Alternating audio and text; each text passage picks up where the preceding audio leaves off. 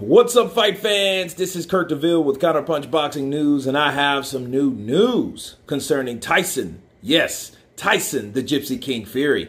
Tyson Fury threatens to sack his promoters if the ring return is delayed. Fury has threatened to sack his promoters if he's unable to secure a ring return in February, with the Gypsy King expected to defend his title against Dillian Whyte. Tyson has threatened to sack promoters.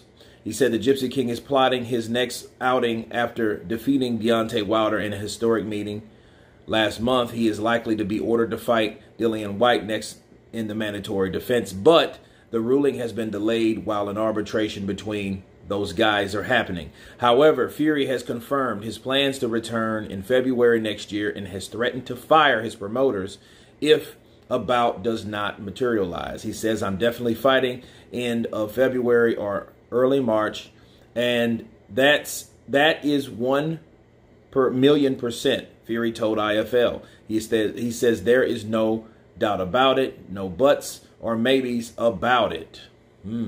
Or I will sack my entire promotional outfit and promote myself as the Gypsy King Promotions. There you go. Let me counterpunch for a minute. We covered a little bit of this yesterday. And I think Tyson Fury, I don't think he plans to fire anybody. I just think he's trying to let the people that promote him know how serious he is about fighting in February, okay? And the reason I think this is the case is because if you guys can remember, he's supposed to have fought about a year ago. If you guys remember that, I get Caballero was his fighter that he selected, or of the fighter that agreed to fight him or whatever for that amount of money, and then all of a sudden it just vanished and nobody could understand why. And he was saying, "Hey, get me a fight." He was telling Shelly Finkel towards Deontay Wilder, "Just get me a date, get me a fight." But that couldn't happen, or for whatever reason. And then Frank Warren was, "Yeah, the fight is ready to go. He's accepted the terms, and that's the fight we're going to have." And that fight never happened. You know, so I think because of that, those delays, and he feels that maybe it had something to do with his team, because I don't see why he didn't fight that guy. There was no stated reason why he did not fight Aguet Caballero.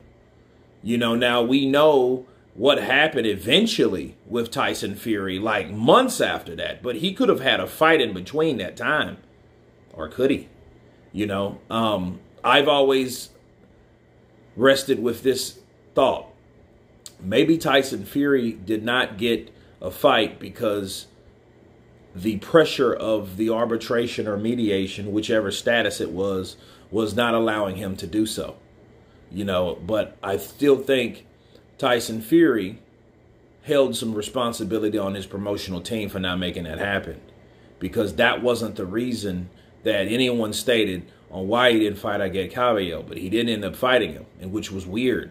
If the man agreed on the money, if he agreed to whatever the terms were, and he signed this contract and sent it back to him, then why didn't that fight take place? See, the sole reason for Tyson Fury taking that fight with Aguet Caballero because he wanted to stay active, which any champion wanted to do. You know, I mean, that would have been the first defense right there, which was a voluntary, but did never happen. You know, so we lingered and lingered, and of course the Joshua negotiations lingered on and on and on and on. Then boom, an arbitration deciding that he should fight Deontay Wilder. So I think Tyson Fury doesn't want to go through that again. You know, I don't think he wants to deal with the frustration of his team half-assing or trying to figure out or procrastinating or whatever. I don't think he wants to deal with that. That's why I think he said, "Hey, I will fire the whole outfit and start and promote myself," which there may have been a little frustration in that, you know, and definitely if there's frustration, there was probably intention of doing that himself anyway. Think about it. Well, I'll promote myself and it'd be Gypsy King Promotion. So he had to be thinking about promotional names and everything, right? Because of something that happened before. Once you experience some discomfort from your promoters or the people that promote you or whatever, your business partners basically, that's a strike, right? That's a strike against them, and you're not going to forget that. You're not going to forget that strike. So I think that Tyson Fury is saying this to wake up Bob Arum, Frank Warren, and get those heads together, get those old seasoned heads together, and get this man a fight before February. But anyway, you guys tell me what you think of Tyson Fury threatening to fire Bob Arum and Frank Warren. Of course, please subscribe. And you guys been Counterpunch. Peace.